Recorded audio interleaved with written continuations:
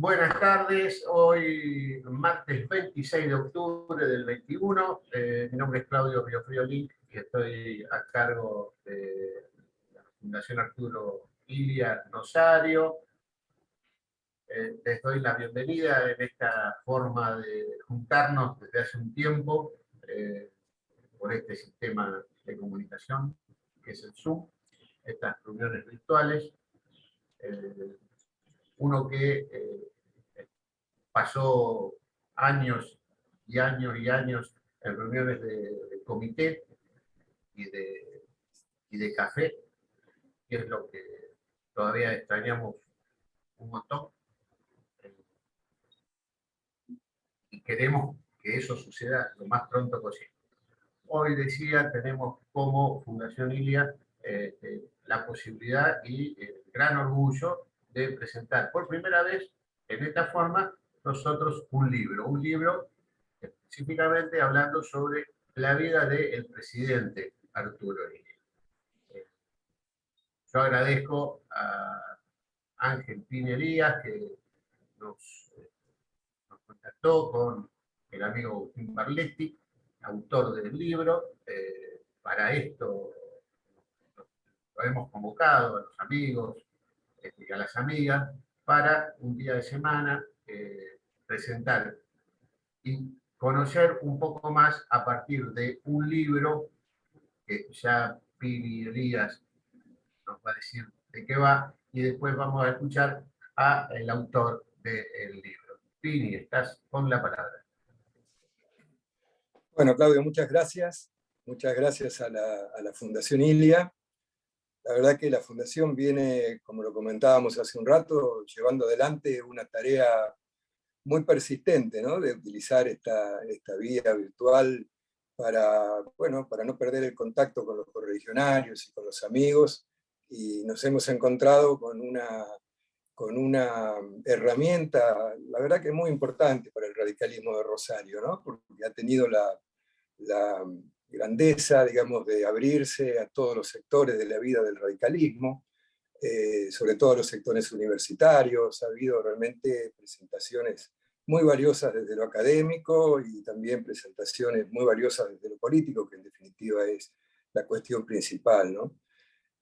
Bueno, yo, por otra parte, lo conozco a Agustín Barletti desde hace mucho tiempo por mi actividad en el puerto de la ciudad de Rosario y en el Consejo Portuario Argentino. Agustín es es quizá el periodista especializado en cuestiones fluviomarítimas más importante de la Argentina y que tiene una presencia internacional absolutamente destacada, ¿no?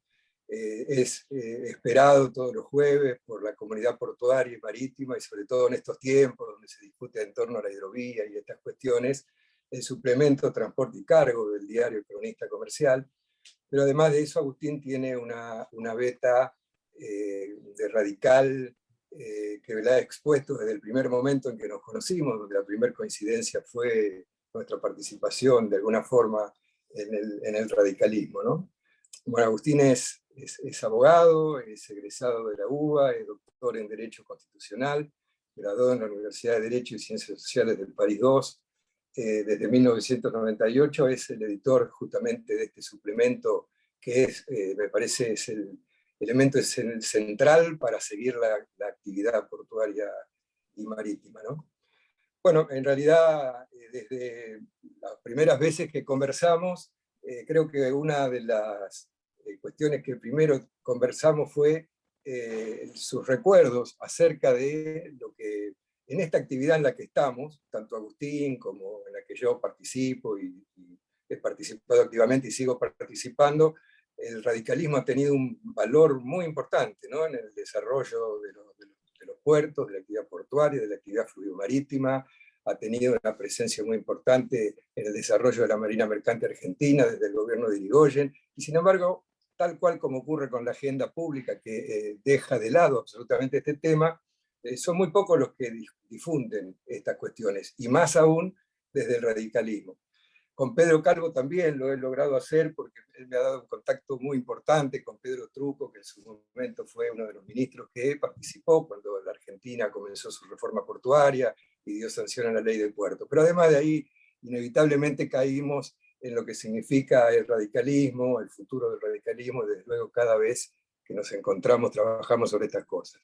Voy a ser breve como para que sea Agustín, que tiene la capacidad de los periodistas de poder sintetizar y de poder resaltar los puntos más importantes de algo que es necesario transmitir, que es el centro de este libro, que la verdad que es un libro muy interesante, porque plantea de una forma más bien novelada, digamos, la vida de don Arturo, desde un acercamiento, como si estuviéramos al lado de él, frente a la manera en que él elabora sus pensamientos, en la manera que él lleva adelante su actividad política, su actividad como médico, su actividad profesional, y la verdad que queda resaltado, como en pocos libros, la grandeza personal de un Ilia tomado muy de cerca, ¿no? De un Ilia que pareciera que nos estuviera hablando en el libro, ¿no?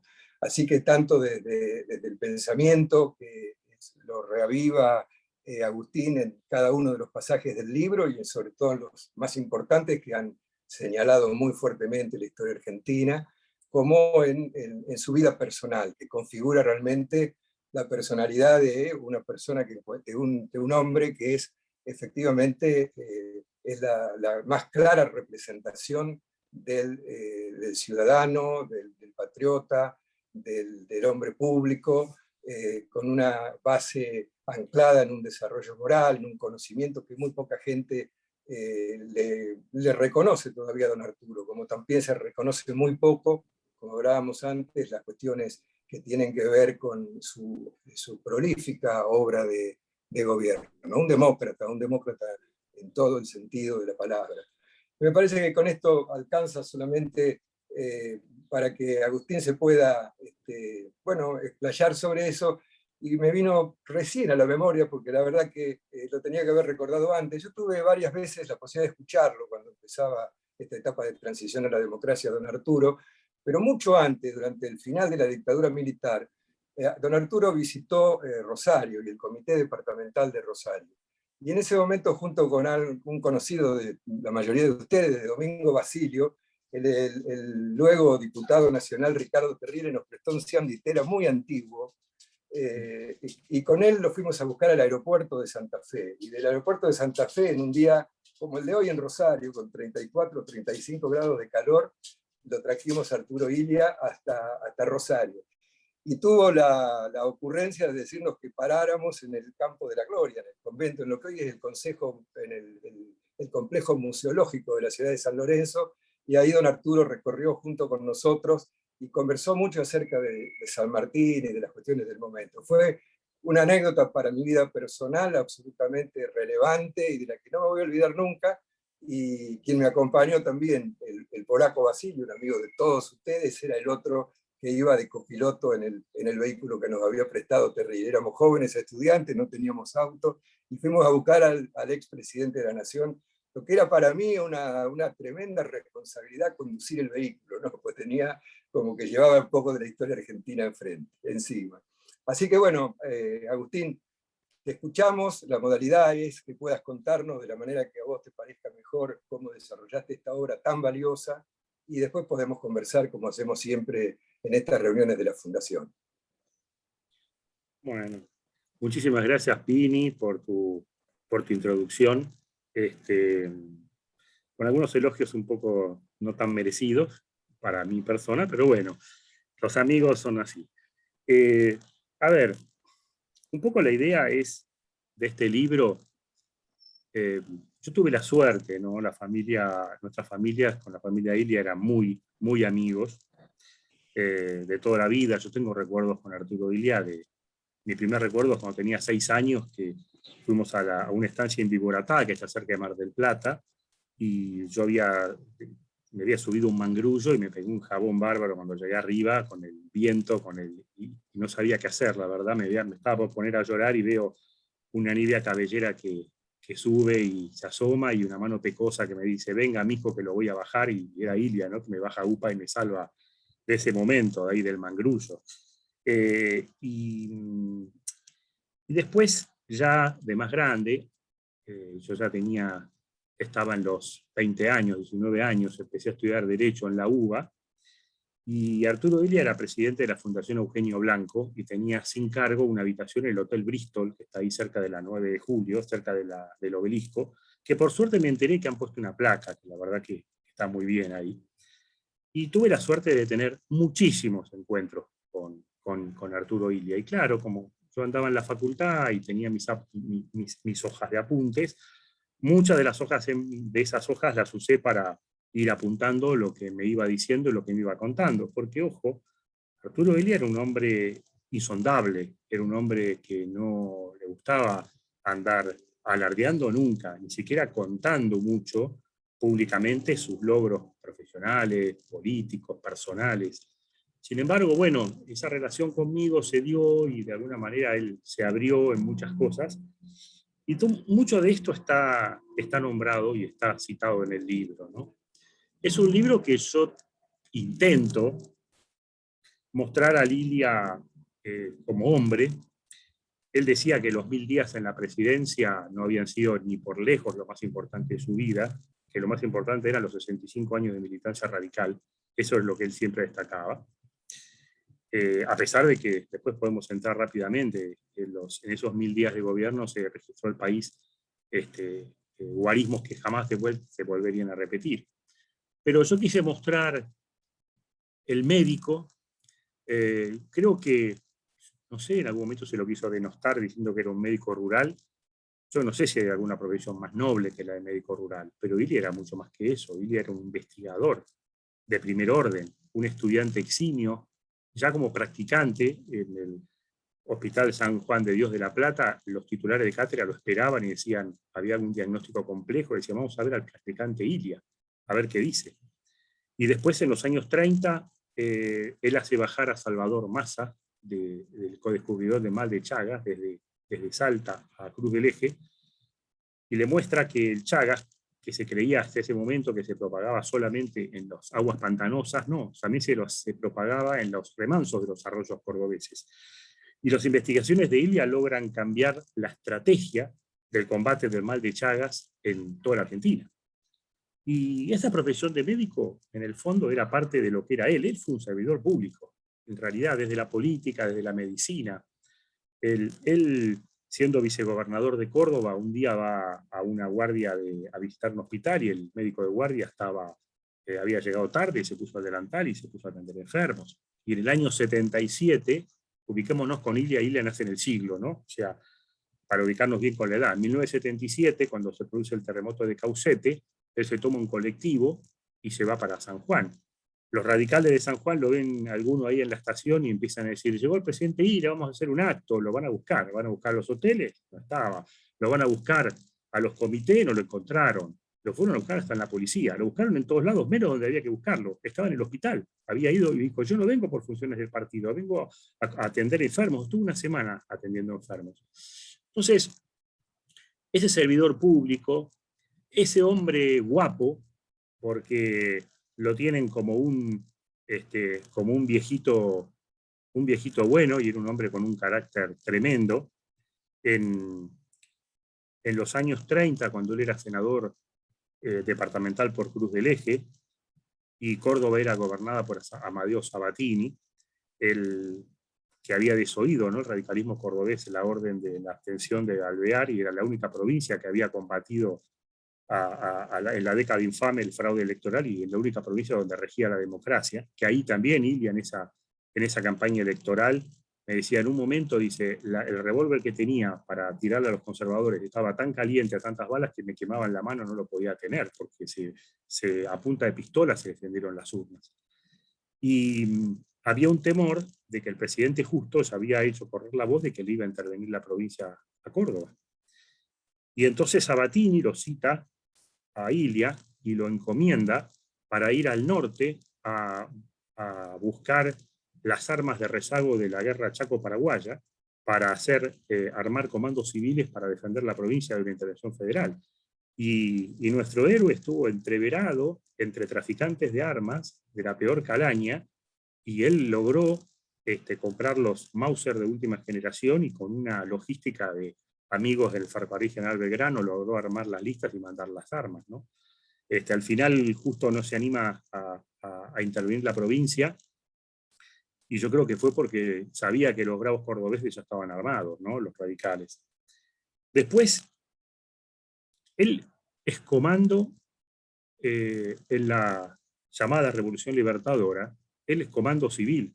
Él entendía que el peronismo, en ese momento, después, sobre todo después de la muerte de Eva Perón, se había degradado mucho, y que ya, él decía, en ese momento el que no era peronista no era argentino, y él justificó ese golpe por el principio de la resistencia a la opresión de Santo Tomás de Aquino. Ilia, con el libro César y Cristo, que era uno de sus libros de cabecera, había imaginado unas claves con las letras invertidas de las distintas líneas del libro, y con eso había armado una clave que mandaba mensajes a todos los comandos. Y él logra pasar, él estaba en Cruz del Eje, y lo que fue bajar hasta Córdoba fue tremendo. Él logra pasar en el baúl de un auto la frontera en Cosquín, donde hubo muchísimos muertos, y cuando él llega a Córdoba con Vaca Narvaja padre, que era muy amigo de él, los encuentran fuerzas oficialistas, los encuentran en la estación de tren de Córdoba y los ponen contra una pared para fusilarlos. Y da la casualidad de que el comisario que pasa ahí, porque no estaba a cargo de la partida, pero está de casualidad ahí, a ese comisario él como médico le había salvado la vida. Entonces habla con el jefe de la partida, y en un momento Ilia está frente al pelotón de fusilamiento, empieza a pensar y dice, la vida me pasó en un segundo, y en vez de escuchar el disparo que ya le iba a sacar la muerte, escucha el clic, porque le habían puesto bala de fogueo, que era el pedido del comisario, que le dijo, háganle pegar un julepe bárbaro a estos muchachos, pero no me lo mate a Ilia, que le salvó la vida, ¿no? O sea, un hombre que estuvo en situaciones y vivió cosas que muy pocos vivieron. En el año 33, cuando la mayoría de los políticos argentinos, lo más lejos que habían ido era Montevideo, Ilia viaja a Europa, invitado el viaje por un dinamarqués que estaba en Cruz del Eje, al cual él también le salvó la vida como médico, con una técnica de última generación que se usaba en Francia contra la difteria, porque era un hombre que se moría, y dijo, si me salvo te invito a Dinamarca, y lo invitó. Él estuvo 1 año y medio en Europa. Fue primero a Roma, vio los actos esto fue del 33 al 34, para ubicarnos históricamente, vio los actos de Mussolini en Roma, pero después él va a Alemania, y en Alemania él se encuentra con, a quien ya conocía de Argentina, con un hombre al cual yo digo que la literatura también le debe una novela histórica, que es Ricardo Darré, que fue un argentino que llegó a ser ministro de Agricultura de Hitler. En ese momento Hitler era canciller y estaba presentando el acto de gobierno, su programa de gobierno. Ilia logra llegar a la tribuna y está a menos de 10 metros de Hitler. Él me decía, mi hijo, yo lo vi cómo se le hinchaban las venas, cómo le revoleaban los ojos, cómo transpiraba un sudor que sentía hasta el olor, y vi la locura. Pero después de eso, él se va a los países nórdicos y ve las monumentales democracias de Dinamarca, de Suecia, de Noruega. Él un día está andando a caballo y se encuentra con una persona que se veía muy bien y que empiezan a hablar. Ilia sospechaba un poco el francés, empezaban a hablar. Y después se entera que era Christian X, el rey de Dinamarca, que estaba en la calle como cualquiera, caminando por la calle y andando a caballo, ¿no? Y ahí es donde él termina de confirmar ese credo democrático, es decir, la simple comparación del fascismo con la democracia. Y él, el 17 de octubre, está en la Plaza de Mayo. Es testigo de eso, porque él estaba en una reunión en el Comité Nacional y ve cómo el pueblo va a la Plaza de Mayo, y él está ahí.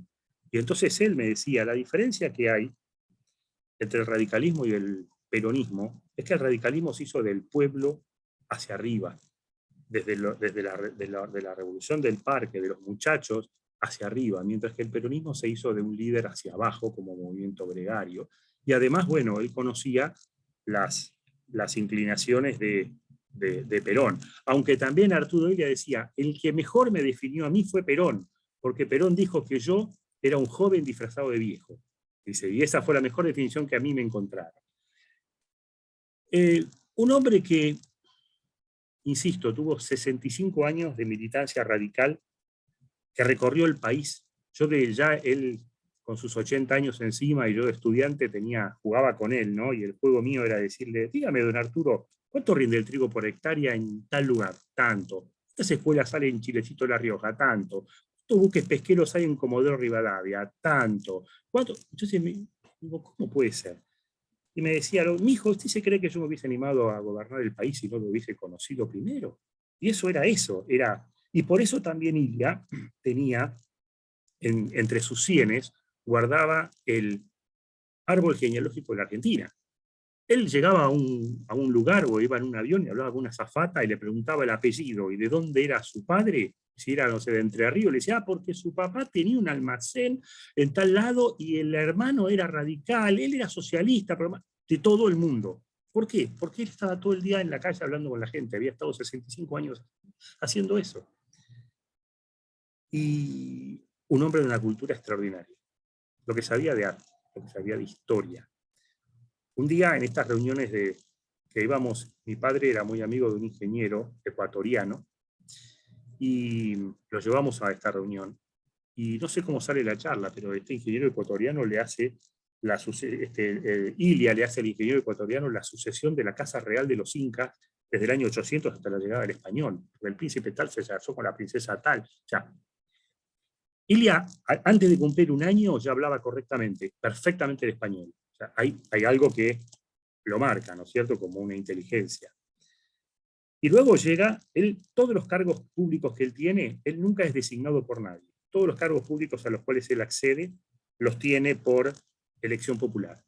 Senador departamental por Cruz del Eje del 36 al 40, vicegobernador del 40 al 43, hasta el golpe del 4 de junio del 43, diputado nacional del 48 al 52, gobernador electo de Córdoba en el año 62, en aquellas elecciones que después anula Frondizi, y que le dan a él a ir a la proyección nacional, y después le llega el turno a la presidencia de la República.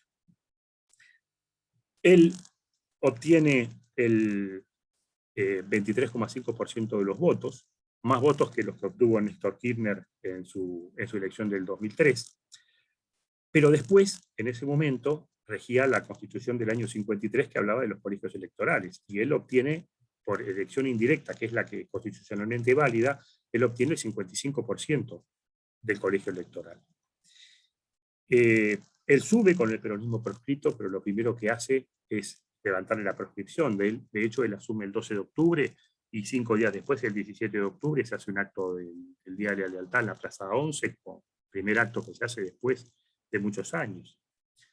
Y ahí llegamos a ese gobierno, a esos 1000 días, con cifras que lo muestran a Ilia, porque eso es otra de las cosas que yo intento mostrar en este libro, que Ilia era un hombre honesto, pero además fue un eficiente administrador.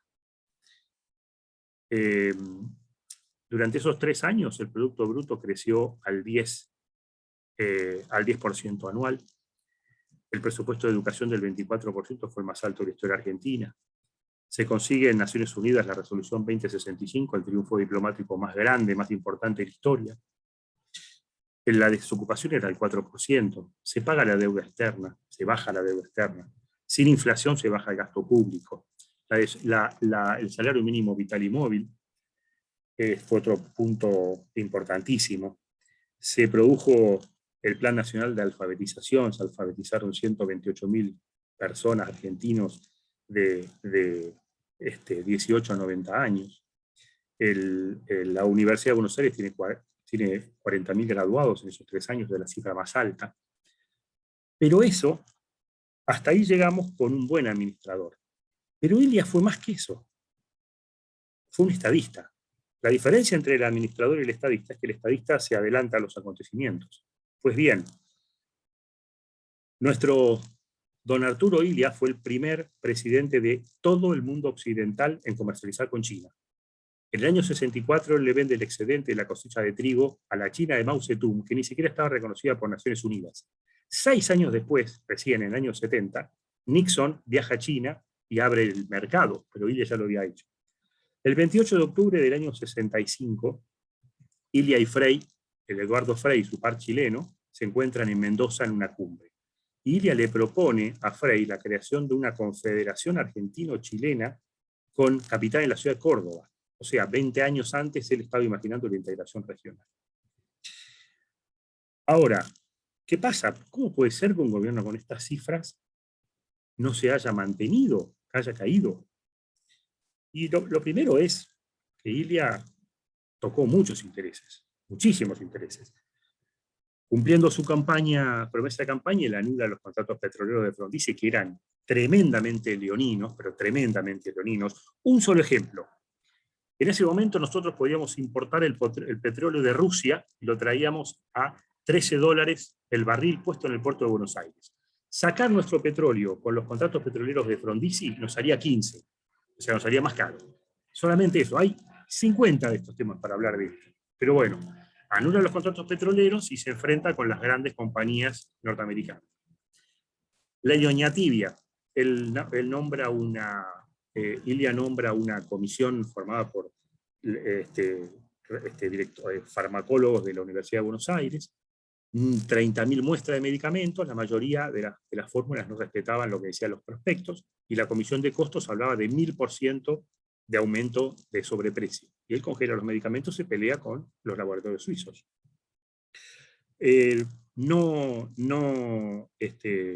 Veta la exportación de ganado en pie, que decía eso nos quita el trabajo para los frigoríficos, para las curtiembres, se pelea con la sociedad rural. Recién dijimos que Ilia es el primer presidente de Occidente en comercializar con China. Cuando él cierra la operación, llama a las grandes comercializadoras, las que están ahora, las mismas de ahora, y le dice, yo quiero que esta operación llegue al bolsillo del productor. Quiero que les quede a cada productor, por los costos que hemos hecho nosotros, 8 pesos moneda nacional el quintal de trigo. Y las comercializadoras, no, presidente, no, eso no se puede. Piénsenlo y vengan mañana. Al otro día van y le dicen, en un gesto de grandeza patriótica, les vamos a pagar 5,50. No entendieron. 8 son 8. Y estos hombres se fueron medio riéndose de Ilia porque dijeron, sin nosotros esto no lo va a poder hacer. Ilia habló con los chinos, se trajo los barcos que venían con grúas propias, hizo la operación a través de la Junta Nacional de Granos, le pagó 8 pesos el quintal a los productores y dejó afuera a las comercializadoras. ¿Cómo le iban a querer a este hombre con todas estas cosas? Por eso él decía que a mí me voltearon las 20 manzanas que están alrededor de la Casa de Gobierno. Esa noche, bueno, estas mismas intereses fueron los que alimentaron las campañas de prensa tremendas en contra de Ilia, que además, justo es decirlo, no encontraban resistencia, porque Ilia nunca tuvo vocero y nunca tuvo secretario de prensa, porque él consideraba, en base a lo que él recordaba de aquella Alemania nazi que se basaba en la propaganda política, él consideraba que utilizar fondos públicos para comentar y para difundir actos de gobierno era demagógico y además era malgastar los fondos de los contribuyentes. Entonces, claro, le empezaron a dar para que tenga y guarde. Y sin oposición de otro lado. Le decían la tortuga. Después de estos datos de gobierno que acabo de pasar, a mí tráigame 50.000 tortugas de esta para gobernar. Y además Ilia decía que la zoología política después nos mostraría que también existen los cangrejos, que ni siquiera van para adelante, ¿no? Que van para atrás. Llega esa noche del golpe de junio del 28 de junio del 66, y unos días antes, y ustedes que son rosarinos, quiero contarles, ¿ustedes sabían que Rosario estuvo en ese momento a punto de haber sido la capital de la Argentina y sede del gobierno? Porque el general Caro, que estaba a cargo del segundo cuerpo de ejército, el 20 de junio, cuando es el día exacto del Día de la Bandera, que Ilia va a Rosario, o sea, 8 días antes del golpe, él le ofrece las fuerzas para defender la Constitución y Ilia le propone trasladar el gobierno a la ciudad de Rosario, instalarlo ahí y defenderlo desde el segundo cuerpo de ejército, el gobierno constitucional. Resulta que después le hacen una trampa a Caro, lo llaman para dar un informe a Capital, a Capital Federal, y lo ponen preso. Pistarini lo mete preso. Y se pierde esa oportunidad. Llega ese golpe de Estado, Ilia vuelve al llano, va a la casa de su hermano, porque este hombre, que había tenido tantos cargos públicos, cuando hace su declaración pública, cuando empieza el gobierno, él tenía su casa de Cruz del Eje, que se la había comprado el pueblo, porque cuando vino el golpe de Estado del 4 de junio del 43, él no tenía casa, y se vuelve a Pergamino y el pueblo le ofrece comprar la casa por suscripción popular. Y eran tantos los cruzdelegenios que querían colaborar que hubo que restringir la colecta a $1 por persona. 4.000 vecinos le compraron la casa. Esa era la única casa que tenía eso, tenía un auto y tenía un plazo fijo de 300.000 pesos. Cuando termina el gobierno, él convoca al escribano y lo único que le quedaba era la casa, había pedido el plazo fijo y el auto. Y ese día a la mañana del golpe de Estado, el coronel Ballesteros va a tomar posesión del despacho presidencial, a prepararlo porque después iba a venir Onganía, y abre la caja de hierro del despacho y encuentra 240 millones de pesos moneda nacional en efectivo, en fajos, todos guardaditos. Y empiezan los gritos. Ahí está la prueba de la corrupción radical. Hasta que un empleado de la Casa de Gobierno antiguo le dice, vea señor, esos son los fondos reservados del presidente Ilia de los 3 años, que pudo haber usado sin pedirle ni rendirle cuenta a nadie, y no los tocó y están ahí guardados. Y este coronel Ballesteros dijo que qué bárbaro, ¿no? ¿Cómo pudimos haber sacado a este tipo? El libro se llama Salteadores Nocturnos porque es lo que les dice Ilia a los militares que lo van a sacar. Le dice, ustedes son bandidos como los salteadores nocturnos que de noche le vienen a robar el sueño a los argentinos. Pero también les dijo, sus hijos se arrepentirán de lo que ustedes, y se avergonzarán de lo que ustedes están haciendo, le están trayendo horas tristes a la nación. Por suerte, don Arturo tuvo el tiempo, porque en vida, casi todos los que participaron en el golpe de Estado después públicamente expresaron su arrepentimiento. Él, de alguna manera, bueno, él va a la casa de su hermano, Ricardo, su hermano menor, que le dice que va a ir por 8 días y se queda 8 años en la casa. Así que dice, me erré un poquito el cálculo, dijo.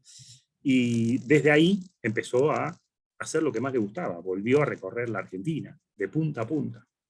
Volvió a recorrer la Argentina y llegó el nuevo gobierno constitucional en el año 73, él entendía que él no participó con ninguna candidatura ahí porque entendía que todavía estaba muy fresco su gobierno y la historia no lo había juzgado, pero después llegan los años 80, y ahí sí, él se da cuenta que el pueblo lo empieza a reconocer. O sea, a mí que me ha tocado caminar mucho con él, la palabra que uno más escuchaba era, el doctor no paga. O sea, él iba a un café y a tomar un café, el doctor no paga. Se subía al colectivo, no, el doctor no paga. Al subte, el del molinete, no, el doctor no paga. Pero el único ahorro que tenía eran $210, que se lo tenía guardado su hermano Ricardo. Y él ya tenía un reconocimiento internacional más grande que el nacional, y él va a Venezuela, a un congreso de presidentes latinoamericanos, donde fue justo en el momento que Lucinchi le pasa el poder a Carlos Andrés Pérez, y está 3 semanas. Le pide a Ricardo los $210, cuando vuelve las 3 semanas le devuelve 200, se había gastado $10 en esas. Y ahí él en el 68 va a dar una charla a la Universidad de Harvard que deja a los estudiantes con la boca abierta. En el 79 viaja a Europa y está con Juan Pablo II, visita varios también presidentes, y llega ya, entrada la última parte de su vida, llega la guerra de Malvinas. Yo tenía preparado íbamos a hacer un viaje juntos a México con Ilia, y justo llegó la guerra y me dijo don Arturo, ahora no me puedo ir del país mientras el país esté en guerra. Así que eso fue una de las cosas que más me dolió, porque hubiese sido extraordinaria esa vivencia con él, ¿no? Y cuando llega el año 82, se le acercan un grupo de militares para que querían llevarlo a Malvinas a él, porque querían generar golpe de efecto, y él lo sacó los empujones y le dijo que era una locura lo que están haciendo, por salvar a la dictadura están mandando al infierno a los chicos. Y después llega la vuelta a la democracia y empieza a trabajarse para el 83. Arturo Illia muere el 18 de enero del 83.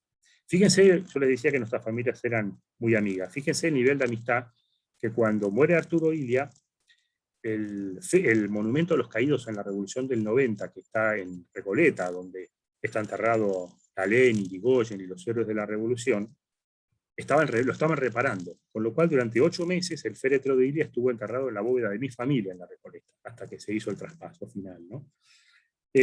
Pero ya entrado el 82, cuando se abre el proceso democrático, y aunque pocos puedan creerlo, pero eso procede de primera fuente de él mismo, Arturo Illia, que ya tenía estaba entrando en sus 82 para entrar a sus 83 años, él quería ser nuevamente presidente de la nación.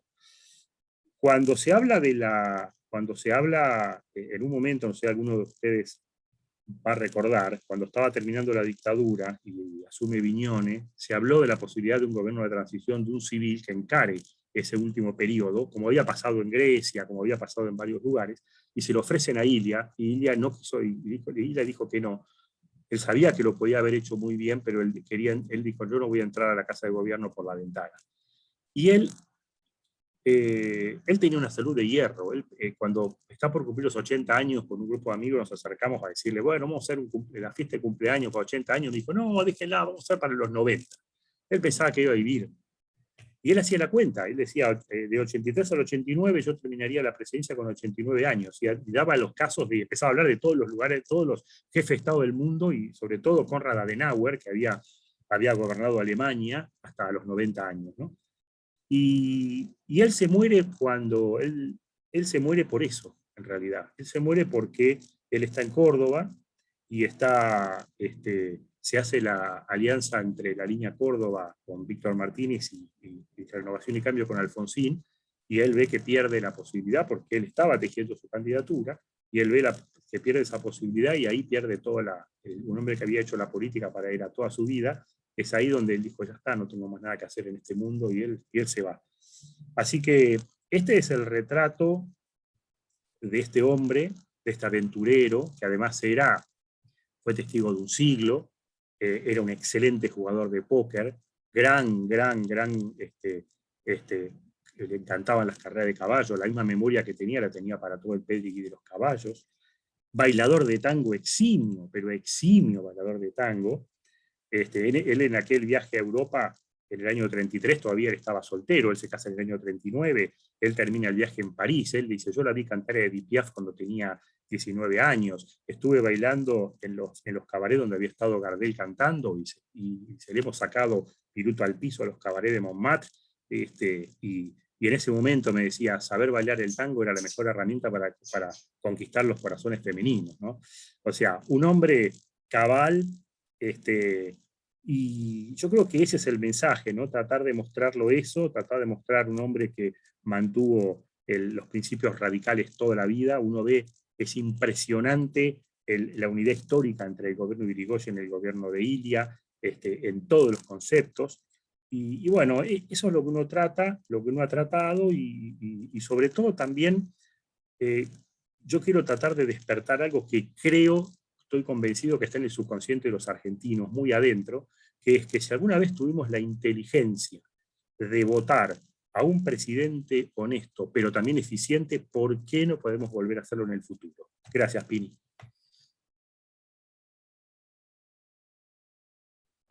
Buenísimo, muchas gracias. Claudio.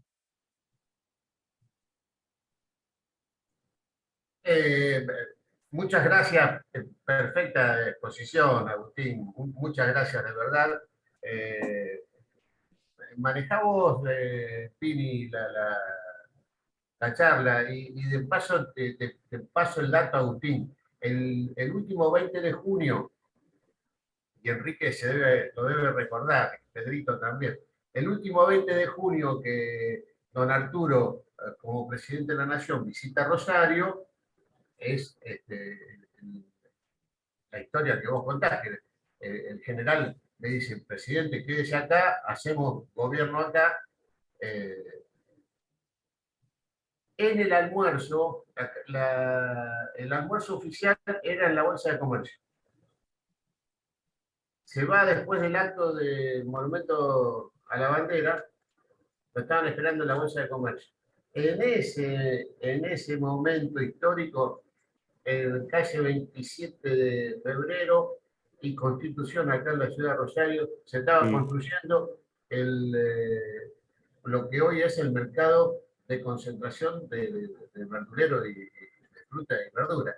Claro. El presidente de la Nación se fue a comer con los trabajadores que estaban construyendo el mercado, y no asistió al almuerzo de la Bolsa de Comercio. Y Ahí que lo sabía, pinta, claro. Sí, bueno. Ahí, lo pero, pinta mejor que nada pero claro, a ese tipo que decían que no tenía temperamento.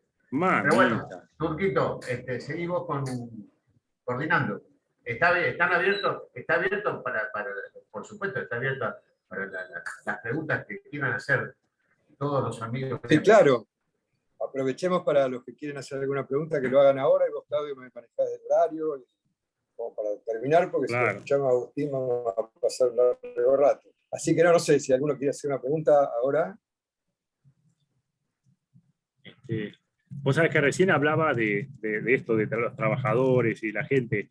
En una oportunidad, Ilia viaja cuando, bueno, Jean Gania no era presidente todavía, pero era el comandante del jefe de Estado Mayor del Ejército, ¿no? Y lo lleva a un viaje a San Juan, siendo presidente Ilia. Y claro, a la mañana llegan en el avión, llega a la mañana y recién lo ve a la noche porque él se separó porque tenía unas agendas tremendas. Entonces a la noche, cuando se encuentran de vuelta en el aeropuerto, dice, ¿y cómo me vio? Y Onganía dice, pero casi nos mata usted, dice, ¿cómo va a andar con esta agenda? Es imposible cumplirla. Y además, dice, ¿qué es eso de andar metiéndose en escuelitas para hablar con los chicos y con las maestras? Y le dije, pero es que lo más importante del viaje para mí fue eso. Dice, en esas escuelas seguramente alguno de estos chicos algún día va a ser presidente, alguno de estos chicos es el futuro de la patria, ¿cómo no voy a hacer eso? O sea, era lo que a él le gustaba, ¿no? Era recorrer y de golpe podía cumplir con los protocolos oficiales, pero siempre agregaba esto, ¿no?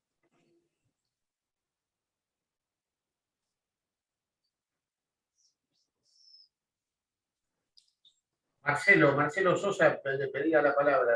Ah, perfecto, no lo había visto. Adelante, Marcelo. Están muteados, me parece, todos igual, ¿eh? Hay que desmutear. ¿Me escuchás a mí, No, no? vos no, Sí, pero Marcelo está muteado. cada uno se tendrá, ahí está, ahora sí. Ahora sí. Bueno, en principio, agradecer la invitación de la Fundación. Te voy a ser sincero, Agustín, no conocía tu obra, la estoy conociendo y realmente me emocionó mucho el relato de lo que vos contás y lo que fue la historia real del presidente que nos perdimos los argentinos y que hoy me duele porque hay la generación nueva de justamente argentinos y argentinas no conocemos la vida y obra de don Arturo Illia. Y por lo tanto dejo también de estamos dejando de conocer la historia de la Unión Cívica Radical, que es lo que encarnó él. Ese es el mensaje que yo quiero decirte. No tengo preguntas realmente porque realmente me quedó muy claro tu relato, tu historia, lo que vos nos contás y agradezco nuevamente. Y lo único que me quedó, lo último que no alcancé a entenderte, que vos que dijiste, si tuvimos la oportunidad de votar a un tipo o así, algo de eso no entendí, se cortó. No, yo lo que decía es que... No sé si un dato relevante, pero... Claro, no, yo lo que decía es que en el subconsciente de los argentinos está latente el sentimiento de que si alguna vez, como argentinos, tuvimos la inteligencia en las elecciones de julio del 63, tuvimos la inteligencia de votar y de elegir a un presidente como Illia, de un tipo honesto y un tipo eficiente, en el futuro, para adelante, dentro de unos años, cuando aparezca, tenemos que tener de vuelta. ¿Por qué no lo podemos hacer de vuelta? No nos podemos entregar. Si lo hicimos una vez, lo tenemos que hacer de vuelta. Ahí está bárbaro. Y nuevamente muy agradecido, realmente qué persona que tuvimos como presidente. Bueno, no, y qué radical. Muy humano. Y qué radical, y como les decía, ¿no? Un eje con Irigoyen que a veces asombra, pero asombra. Si hay un segundo les cuento una mínima anécdota, no sé cómo estamos de tiempo. Adelante, Agustín, sí, como no. Año 1919, primera presidencia de Irigoyen, el crucero 9 de julio volvía, estaba repatriando los restos del poeta Amado Nervo, que había sido el embajador de México en Uruguay y en Argentina, llega a Santo Domingo, que estaba invadida por las tropas norteamericanas. Y cuando llega el comandante del 9 de julio le dice a Irigoyen por telegrama, ¿qué hacemos? Está la bandera americana flameando en el fuerte de Santo Domingo. Y le dijo, Irigoyen dijo, id y saludad al pabellón dominicano. Y entonces se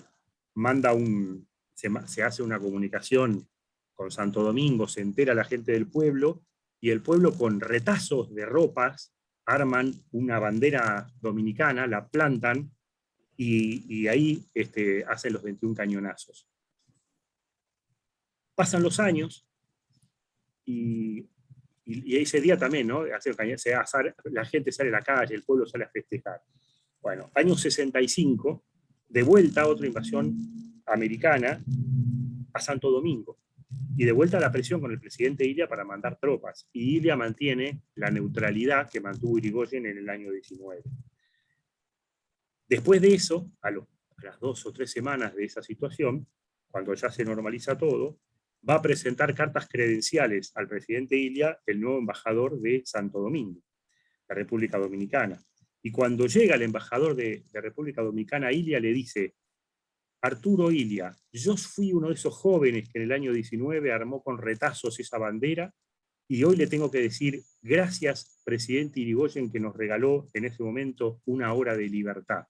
Y ahora le digo a usted, gracias, presidente Ilia, con su neutralidad, que también nos volvió a devolver la libertad. O sea, eso era el eje histórico Ilia-Irigoyen, que se puede repetir en muchísimos, pero muchísimas cosas. Ahí comparto el mensaje de alguien que escribió por el tema del libro. También hago la pregunta.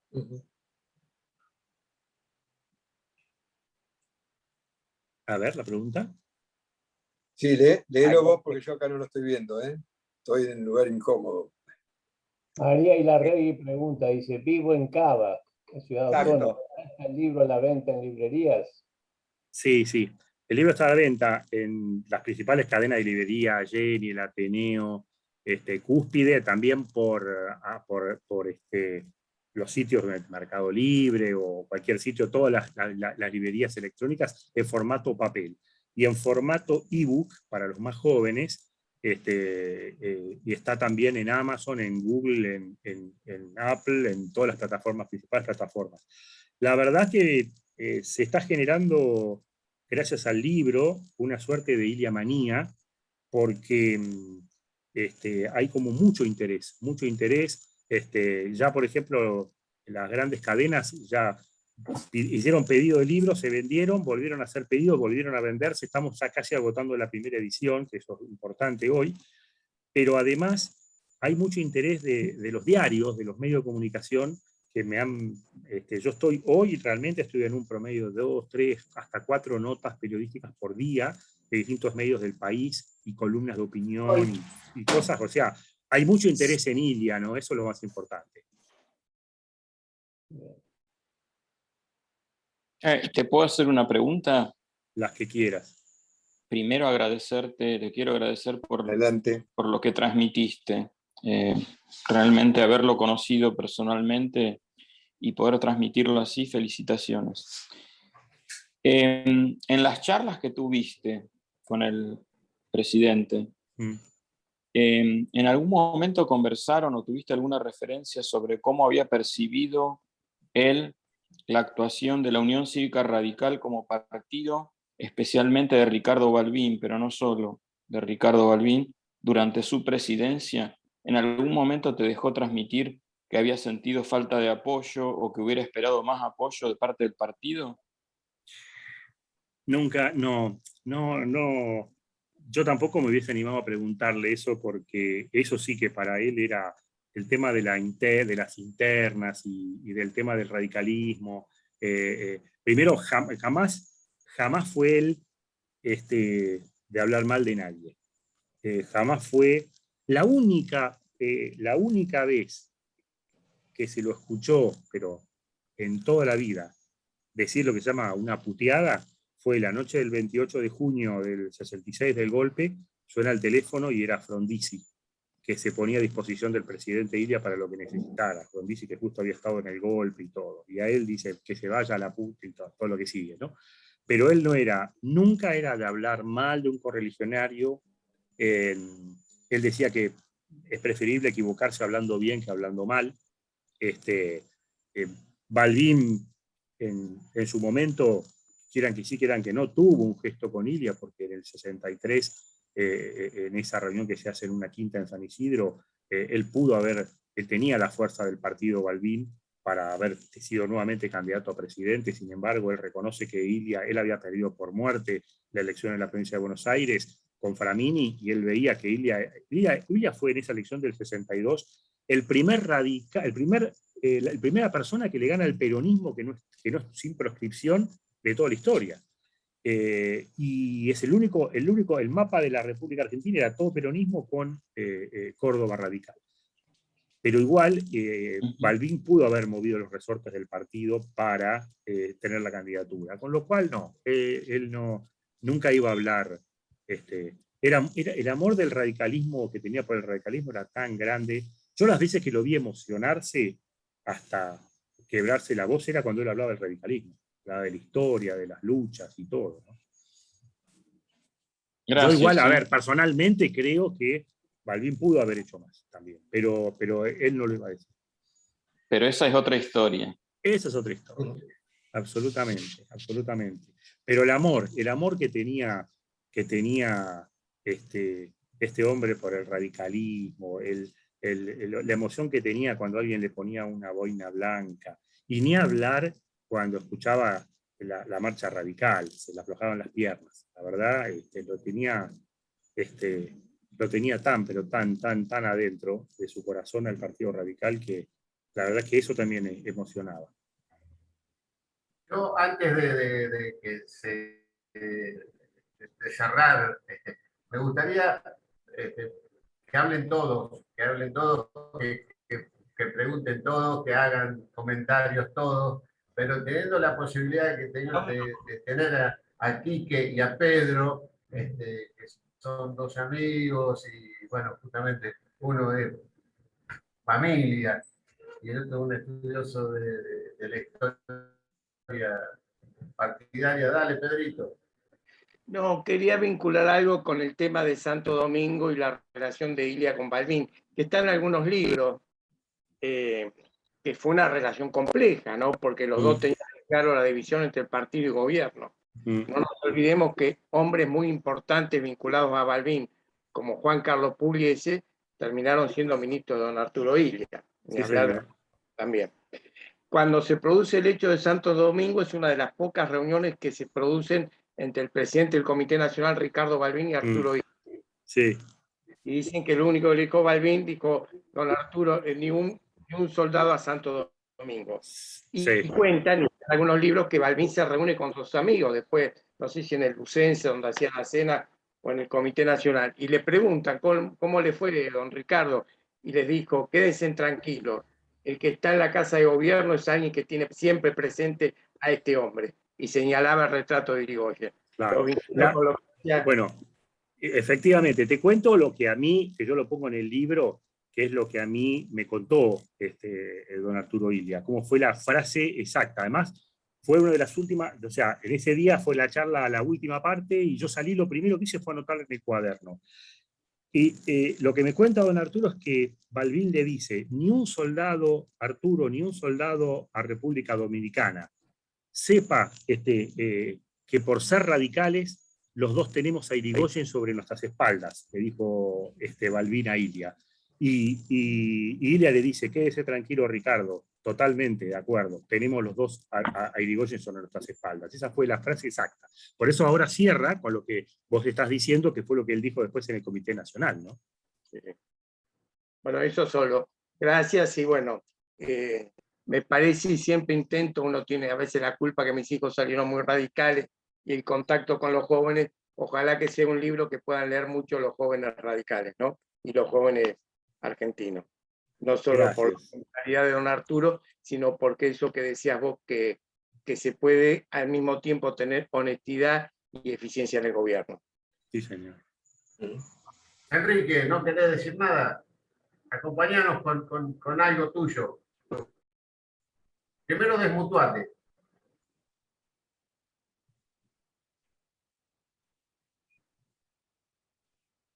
A ver, pará. Sí, está silenciado. Ahí está. Adelante. Sí, primero gracias a la Fundación Ilia, a Barletti, a Pini Elías y a vos, Claudio. No, completar con algunas anécdotas, algunas no son anécdotas. Creo que la base del gobierno de Ilia estuvo centrado en el Plan Nacional de Desarrollo, que es un tema que, digamos, dentro de todo lo que fue la obra y la gestión, me parece que tiene un capítulo central. La otra cosa que yo creo que es un poco la tarea que tenemos ahora de acá para adelante, y que Ilia, Balbín, todos los próceres del radicalismo lo tuvieron siempre muy presente, que es el tema del partido. O sea, Ilia fue un hombre del partido, como fueron todos nuestros próceres. Es un poco lo que hemos perdido hoy. Me parece que este tema de recuperar la identidad, la autonomía, la ideología radical, es una cuestión central. Si recuperamos eso, es probable que aparezca el hombre que plantea Barletti. Lo otro que quiero comentar es, yo tuve la suerte de nacer y vivir en la misma casa que nació Ilia. Mi padre, que bueno, que Claudio lo conoció, Martín Ilia, es el penúltimo de los Ilias y él se queda a vivir en esa casa. Mi hermano Guillermo, que también lo conoce Claudio, es el que encontró en la mesita de luz de la pieza donde dormía Arturo Ilia la carta que le manda Perlinger, digamos, cuando él se arrepiente de haberlo sacado de la Casa de Gobierno. Y el otro tema que no es menor, que tiene que ver con el tema de la educación y del Congreso Pedagógico y del plan de alfabetización, bueno, la historia que tiene el radicalismo respecto a la educación. En la Quinta de Olivos funcionaba una colonia de vacaciones, que la dirigía una hermana de Arturo, Tita. Y yo tuve la suerte de vivir un mes en la Quinta de Olivos, en el año 64, acompañando a mi tía que vivía en Acasuso y que todos los días iba a la Quinta de Olivos a hacer esa tarea. Con Mego, ¿no? Vivía con Mego y Tita estaban, ¿no? Juntas. Mego y Tita Claro. vivían en Acasuso. Y Juan Horacio también. Juan Horacio, por supuesto. Claro. Y también vivió ahí Leandro. Sí. Y vivió mi hermano mayor Martín cuando hizo la conscripción. Claro. Pero cuento esta anécdota porque en la Quinta de Olivos, que era una quinta de cerco verde, en los pabellones había chicos que venían del interior del país durante 15 días, se les hacía la revisación médica, se los paseaba, digamos, por los lugares históricos, y seguramente muchos de ellos nunca más volvieron a la capital federal. Quería contar eso. Sí. Bueno, muchas gracias. Muchas gracias. No, y también quien estaba mucho trabajando ahí, que creo que es una persona que hay que reivindicar tanto o más que el propio Ilia, era Silvia Martorell, su esposa, ¿no? Sí, una Chunga. Mujer también, claro, Chunga era una mujer extraordinariamente culta, egresada de Bellas Artes, que era admiradora de Priliano Porredón, de Goya, de Velázquez, y que lo acompañó, había que acompañarlo a este hombre. Había que acompañarlo, había que bancarlo, porque era primero la política, segundo la política, tercero la política. Emma Ilia, la hija, siempre cuenta que en una oportunidad que estaba con el papá y Arturo le dice, ¿vos cuántos años tenés? O sea, no sabía ni cuántos años tenía la hija, o sea, él estaba todo el día para la política y para servir el país, ¿no? Y bueno, la verdad que Silvia Martorell cumplió un rol importante. También fue elegida como secretaria de la mujer en la Casa Radical en Cruz del Eje, así que la verdad que también creo que trabajó mucho ahí en la Quinta de Olivos, y lo acompañó al esposo durante toda su vida. Realmente también fue un pilar para Ilia. Bueno, yo te agradezco de nuevo, Ángel Pini Elías, te agradezco a Agustín Barletti, agradezco a todos y a todas las amigas y amigos. Y ahí los dejo con Sergio Baldi, que pasa unas parroquiales nuestras, agradecimientos, y bueno, nada, yo me despido y le agradezco de verdad a todos. Hasta la próxima. Dale, Muchas Sergio. gracias, muchas gracias. Muchísimas gracias, Agustín. La verdad que nunca está de más refrescar, incorporar nuevos datos sobre nuestro querido don Arturo. Ahí Pini hacía comentario cuando lo había ido a buscar a don Arturo al aeropuerto de Santa Fe y su paso por San Lorenzo. En esa época yo trabajaba en el Banco Provincial de Santa Fe, ahí en San Lorenzo, y de Mentimesino Pini llevaron a don Arturo al Colegio San Carlos, también en esa visita. Y hay una característica, en el Colegio San Carlos aún se conserva en su cofre una bandera de ceremonias donada, regalada por don Arturo Ilia cuando era presidente. Y don Arturo Ilia, con sus gastos particulares cuando era presidente, también pagó un viaje de egresados, de alumnos del Colegio San Carlos de San Lorenzo, a Chile.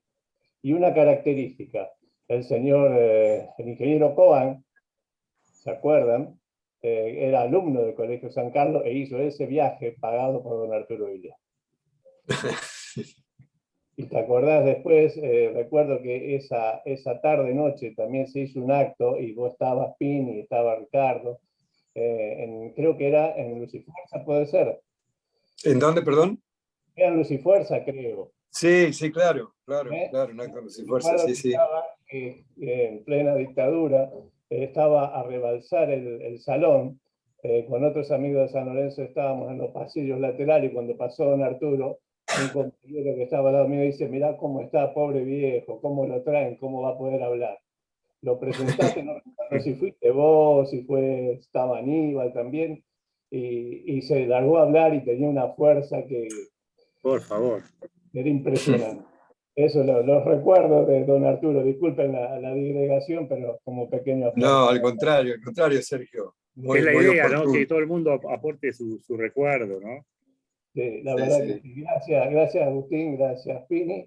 Vamos a los avisos parroquiales. Esta charla, adelante, como todas las charlas de lo que estamos dando en llamar ciclo de charlas en clave radical, las podemos encontrar en nuestro canal de YouTube, que es Fundación Ilia Rosario.